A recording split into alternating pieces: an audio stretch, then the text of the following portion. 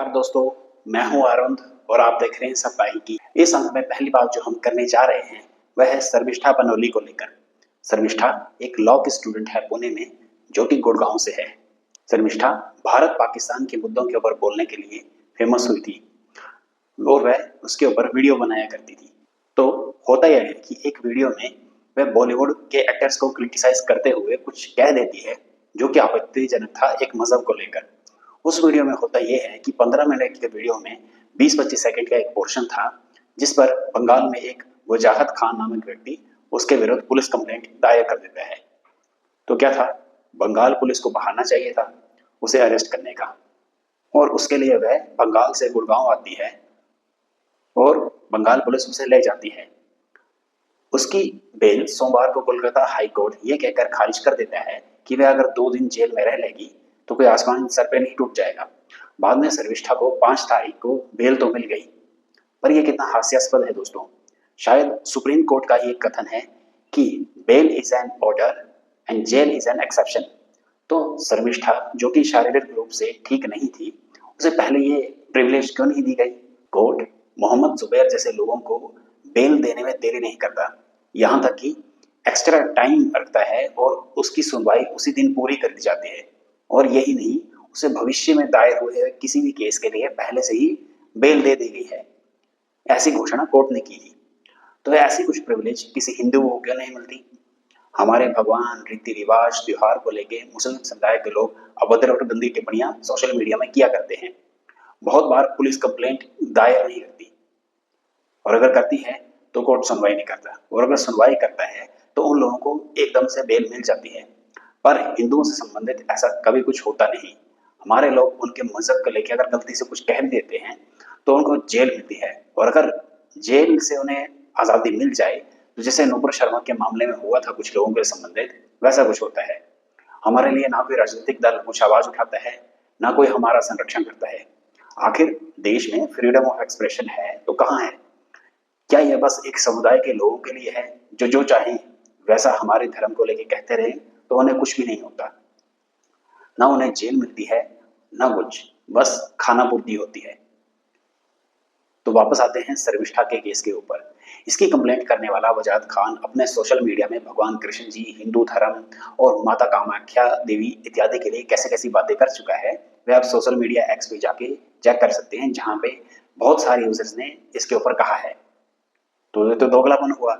एक व्यक्ति जो हिंदू धर्म को लेकर उल्टी सीधी बकवास कर रहा है, उसके विरुद्ध असम, दिल्ली और शायद उत्तर प्रदेश में पुलिस कंप्लेंट हुई है। और दोगलापन तो ये है कि ये वजाहत खान पुलिस से बचने के लिए भागा भागा फिर रहा है, जिसकी जानकारी बंगाल पुलिस को अभी तक नहीं है। इसका बाप मीडिया के सामने आता है और कहता है कि उसका बेटा निर्दोष है और सेकुलर है। पहले ये लोग विक्टिम कार्ड खेला करते थे, अब इन लोगों ने सेकुलर कार्ड खेलना शुरू कर दिया है कि हमारे देश के राजनीतिज्ञ वोट बैंक के लिए किसी का भी संरक्षण करने को तैयार हो जाते हैं। ये कितना दुखदाई और गलत है। अगर देश में कानून है तो वो सबके लिए समान और बराबर होना चाहिए, पर वैसे तो होता नहीं। कुछ लोगों को बड़े बड़े वकील मिल जाते हैं उनकी सुनवाई करवाने के लिए कोर्ट में, पर हम हिंदुओं को ऐसा कुछ नहीं मिलता। शर्मिष्ठा ने गलती की है तो उसने उसके लिए माफी भी मांगी, तो ये क्या काफी नहीं था? और उन लोगों के ऊपर कब कार्रवाई होगी जो हिंदू धर्म के लिए गंदी और ओछी टिप्पणियां किया करते हैं?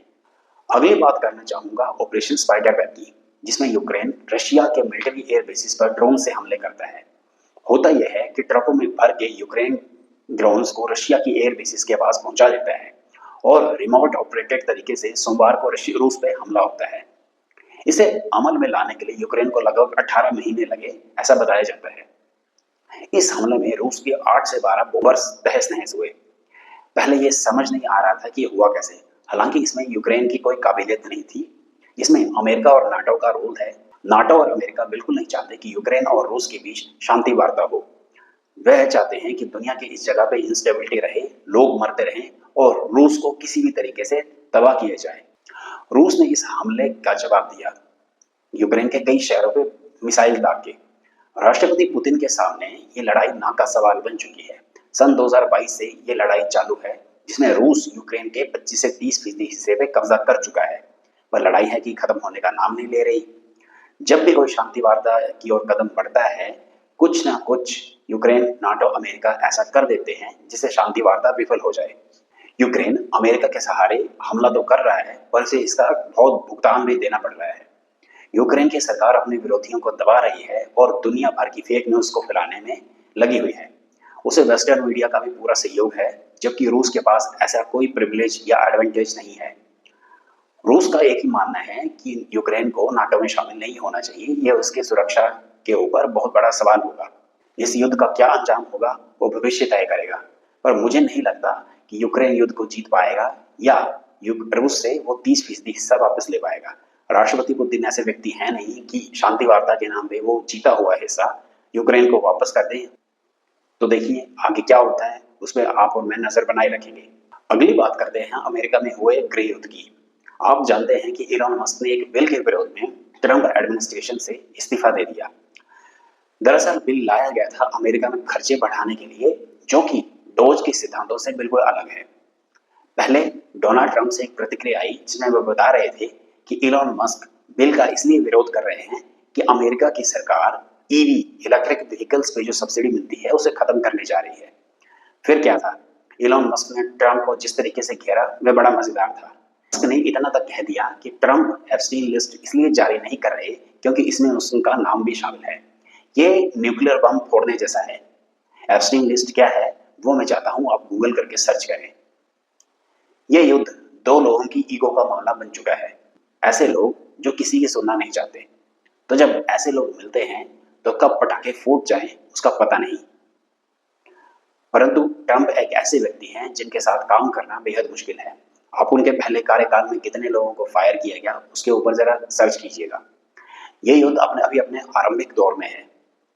बात कहां जाकर पहुंचती है वो देखना होगा। फिलहाल के लिए दोस्तों अभी के लिए इतना ही। आपसे गुजारिश है कि अगर आपको ये कंटेंट, ये चैनल अच्छा लगा है तो प्लीज़ वीडियो को लाइक कीजिए, चैनल को सब्सक्राइब कीजिए और आपके पास कोई सुझाव है तो प्लीज़ कमेंट करके जरूर लिखिए। और अगर आप मेरी कुछ सहायता करना चाहते हैं तो QR कोड को स्कैन कीजिए या फिर डिस्क्रिप्शन पे दिए हुए लिंक पे जाइए। जय हिंद, वंदे मातरम।